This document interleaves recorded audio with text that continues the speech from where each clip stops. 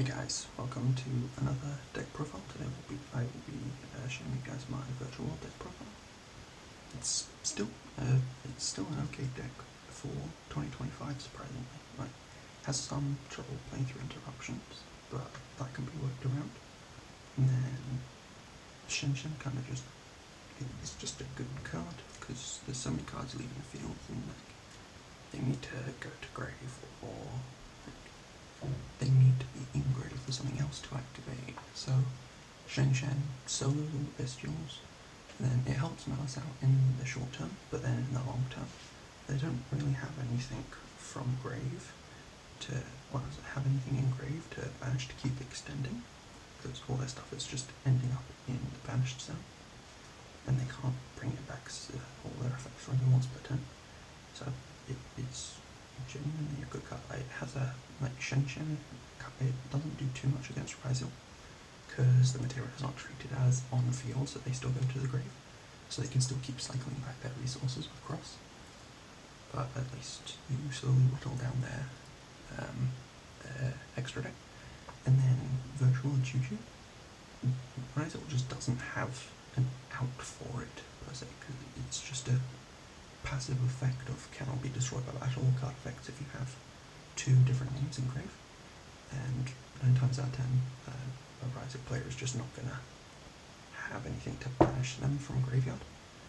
If they're on the Fiendsmith variant of Ryzel, then they probably have something to out it, and then I don't know about the Mitsu variant because I haven't played against it, but pure Ryzel, they just don't have it out for Juju, so it is still an okay deck in 2025.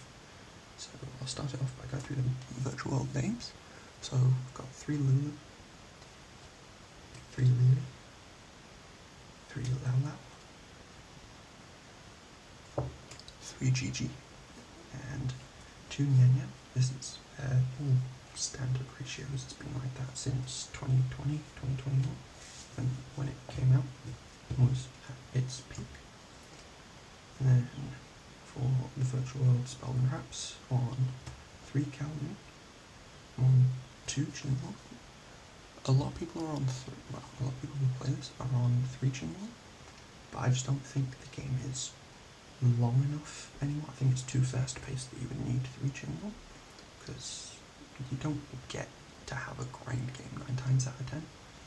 And if you do, then you can just keep cycling back the Xinglongs with your Chuches and your Nyan Nyans. So I think 2 is fine. You just need them for the search effects in grave most of the time. And then on 1 Xiangwu and 2 Chuche, this is standard as well. So aside from the 2 Xinglong as there 3, this is standard as well. And that's it for the virtual world stuff. And then for the supporting kind of cards, I'm on 3 Terratop and 1 Tekatonbook. It's just excellent. It's just a quick rank 3 engine. You would usually use it to make Gossip Shadow and protect the rest of your virtual world comp. I don't have a Gossip Shadow at the moment, but I'm going to be getting one soon. So you play this, you'd summon Terratop, Tekatonbook, especially the Tekatonbook, and then make Gossip Shadow and then go into your virtual world combo, because the Gossip Shadow kind of just insulates you a little from hand trap interruption. And I've got 3 Emergency Teleport and 2 Foolish Burial Goods. E-Tele, self-explanatory, just special summon Nyan Nyan or Lulu, depending on what you need. Most of the time it's going to be Nyan Nyan. If you don't open like any summonable names, or you don't open your Calvin, then you can just summon Nyan Nyan and then use whatever you have in hand to play off of the Nyan Nyan. So say you open Lao Lao and E-Tele, you activate E-Tele, summon Nyan Nyan, and do Lao Lao target Nyan Nyan, send Xinglong, and then use combo from there. And then I'm on 3 Crossout, I'm on Cold Buy. This deck, it just needs help with playing through interruptions. So it's a sort of must, in my opinion. And then the hand trap lineup, to keep this deck like semi thin, I'm just running 2 off, so 2 Imperm, 2 Droll, 2 Ash and then 1 Nib. You could probably run another Nib, and you could probably also run maybe 1 Ogre and 1 Veiler, and that would take the deck list up to 45, which is still playable. I just have it at this for the moment because these are like the most common hand traps I see at my locals. And then that's it for the main deck. So on to the extra deck. 1 Jaja, 1 Long Long. These are just Long Long is actually it's in a way it is a hand trap interaction. It's not great, that's why most people don't play it, but it's alright, and it's a rank 3 and it's got 2400, so at the end of the day it's just a beta. And then Jar Jar is kind of just something you can sit behind if you need time to set up your combo stuff. Then it also banishes non-target banishes at the end of the battle phase if it's still alive, which is good because like your opponent's detonator, they can't really do anything about that, so they attack it, do it with Deto, and then just get banished, or you activate Jar Jar's effect in your turn, and then you attack into detonator, and can't really do anything about it aside from cross, but hopefully you've got something else to do with cross. And I'm on 1 M7. This is used in mainline combo to just add a name from grave that you haven't used. So you add the name back and then you extend with that. And then I'm on 1 Fun Fun and 1 Fufu. Fun Fun is actually pretty decent. Like it's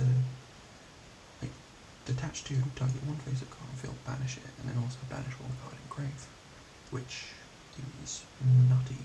Like you can either take care of something on your opponent's board and in the grave, or you can take care of something on your opponent's board and then also like banish Nian Nian in grave and recycle back Qinglong in grave.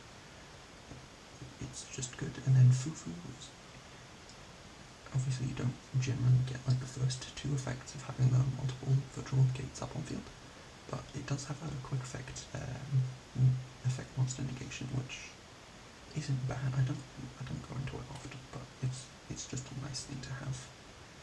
And then that's it for the XEs. So on 1 Zolkin, 1 Crocodragon, 1 Vermilion Dragon Mech, 1 Shen Shen, 1 Crystal Wing, 1 Coral Dragon, 1 Stardust Charge, 1 Muddy Mud Dragon, 1 Juju, and 1 Caliga.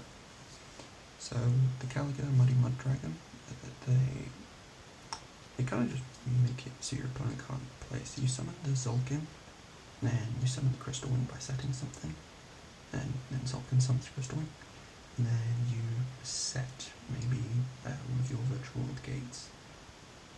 You set one of your virtual gates, ultimate Zolkin summons Crystal Wing, and then you extend so you can get 2 level 3s on the field, so a tuner and a non-tuner, or if you have Chuche and Grave, you can summon a 6 and a level 3 tuner, or the other way around, and then use Chuche and both level 3 Synchro for Muddy Mud Dragon, and use Muddy Mud Dragon to use Muddy Mud Dragon and Zolkin to summon Caliga.